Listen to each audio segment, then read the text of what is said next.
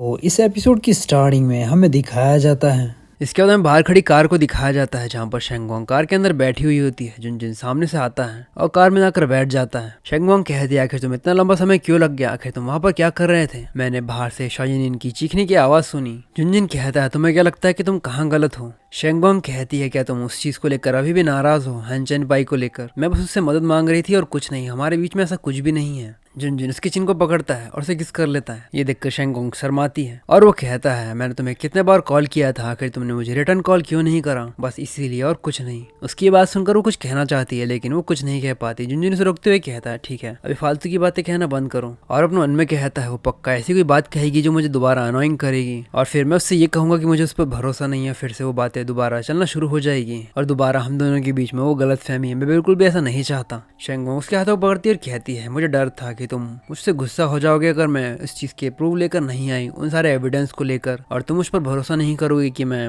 Innocence हूँ, इसलिए मुझे पहले तुम्हें एक्सप्लेन करना पड़ा। जुनजुन कहता है कौन कहता है कि मैं गुस्सा हूँ? जुनजुन कहता है कौन कहता है कि मैं गुस्सा हूँ, ये तुम्हारे लिए। और ये कहते हुए वो डॉक्यूमेंट दिखा देता है। शेंगोंग उसकी तरफ दिखती कहती है क्या 10% शेयर शाओ फैमिली के मेरे पास? जुनजुन कहता है ये तुम्हारे मेंटल डैमेज के है जो कि तुम्हें उस फैमिली के द्वारा मिला है। शेंगोंग कहती तो तुम शाओ हाउस में इसलिए गए थे कि ताकि तुम सारे कनेक्शन जो मुझसे है उनके वो कट कर दो और बदले में उनसे कंपनसेशन भी ले लो।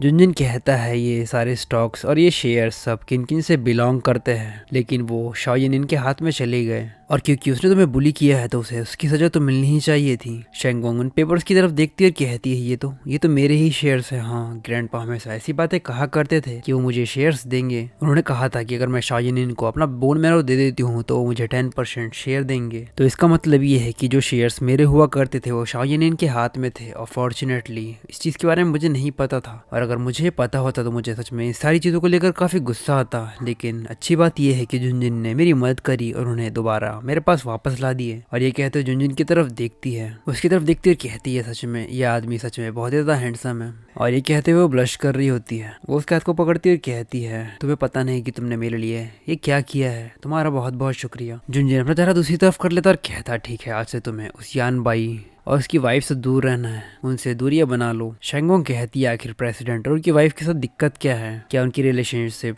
तुम्हारे ब्रदर के साथ में अच्छे नहीं है? जुनजुन कहता बस मेरे शब्दों को याद रखना, वो एक अच्छा कपल नहीं है, उनसे बात करके कुछ भी हासिल नहीं होगा। और अगर तुम्हें कुछ चाहिए ही तो मुझे कह देना, उनसे जितना दूर रहोगी उतना ज्यादा बेहतर होगा। और भविष्य में अगर किसी ऐसी चीज से मिलती हो तुम जिसे तुम हैंडल नहीं कर पाती हो तो तुम्हें जल्दी से जल्दी मुझे ही।